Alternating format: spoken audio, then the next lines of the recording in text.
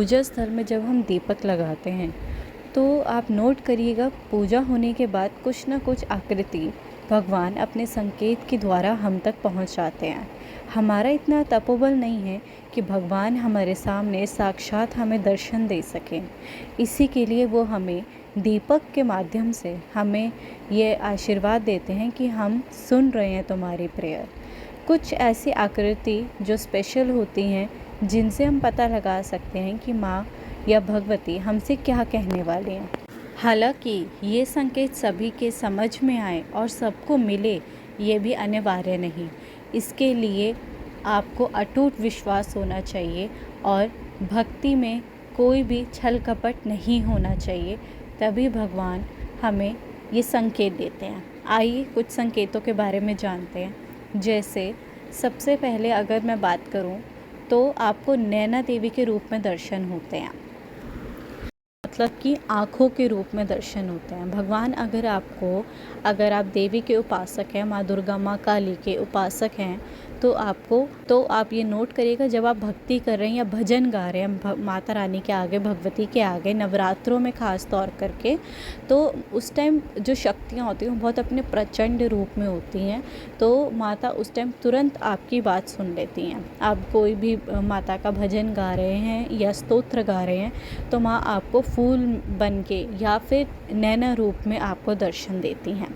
अगर ऐसा होता है तो समझ जाइए साक्षात माँ ने आपको अपनी आँखों के साथ दर्शन दिए हैं। इसका मतलब है कि उनकी नज़रों में आप हो। भगवान आपको देख रहे हैं कि आप कैसे श्रद्धा भाव से पूजा कर रहे हो, और जो भी संकट है वो जल्द ही माता काली या माँ दुर्गा खुद आके काटती हैं। ये भक्तों के बहुत बहुत ज़्यादा करीब होती हैं। जब हम दिल से पुकारते हैं या उनकी बात भी करते हैं तो वो उसी में ही प्रसन्न हो जाती हैं। ठीक है, तो और नेक्स्ट बात करते हैं पाँव बनना।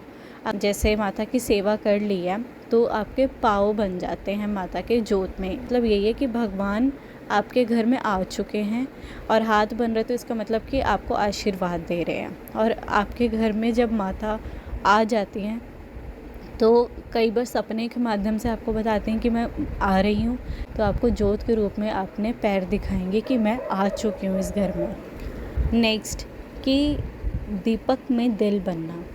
आपने देखा होगा दीपक में दिल बनता है कुछ भक्तों के, तो इसका मतलब है कि आप भगवान के बहुत ही करीब हैं।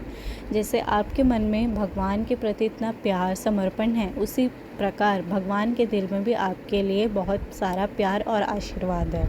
नेक्स्ट कि दीपक के लौ में फूल बनना।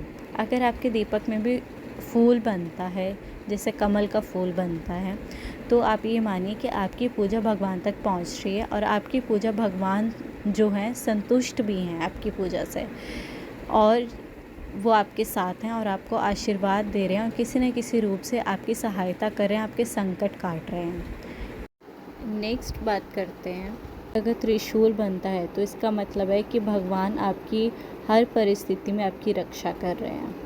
देखिए, हम पूजा पाठ किसी भी देवी या देवता के करें, पर समान रूप से हम शिव शक्ति को ही पुकारते हैं।